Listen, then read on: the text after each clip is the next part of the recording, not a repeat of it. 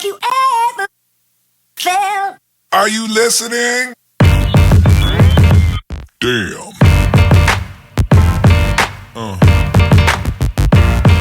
Yeah. Yeah. Yeah.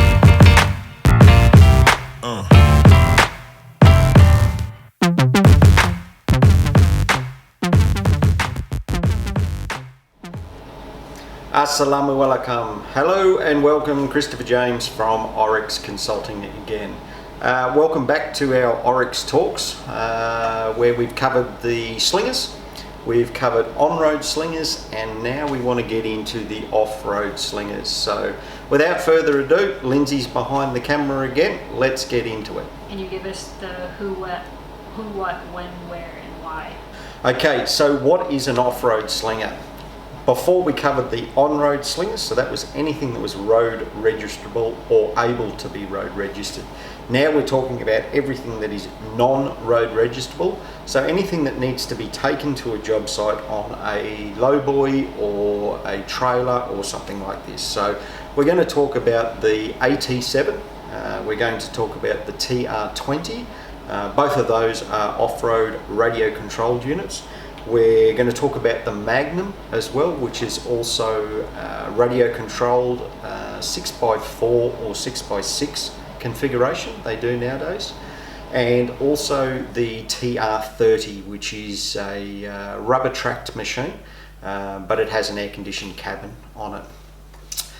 So that's basically what the what of what we're going to talk about. Why would we use a off-road slinger? That is easily put into anywhere where we need to increase production while we're saving on our overheads. So the overheads might be wastage with imported material, it might be removing people from an operation, it might be removing expensive machinery for something that's a little bit better on fuel even.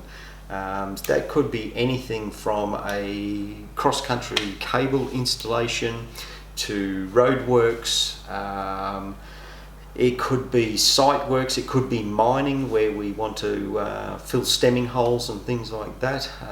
Really any industry where is the why. Who would use these machines?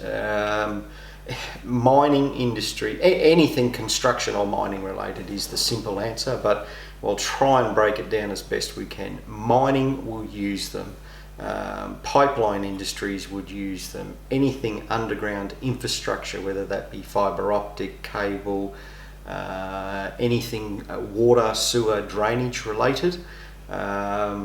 Landscaping would use them, big large scale landscaping. We've used them in the agricultural industry before, we've used them in the land reclamation, dredging industries as well, where they are gaining more popularity and a lot more inquiries coming in for those these days. Any large scale construction projects, any even residential, but more so in the large scale residential areas, so underground infrastructure, landscaping in all of those. Yeah, that's probably the biggest industries that I can think of off the top of my head that we would use an off-road slinger in. Where would we use them? The sky's the limit, really. I haven't seen anywhere where we can't use them, and that's probably the easiest way to answer that. There's nowhere that I've seen that we couldn't add value yet, geographically speaking, with slingers and cross-country construction or anything like relating to that. When would you use them? When you need to save time, when you need to increase production, when you need to make savings to your project, when you need to add safety to your project. Anywhere where you're going to put an operator and a piece of machinery in harm's way is somewhere that you would also need an off-road slinger.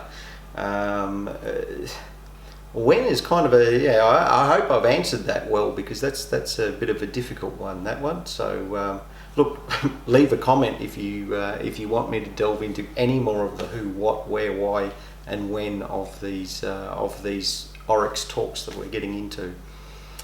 So that hopefully covers areas of an off-road slinger.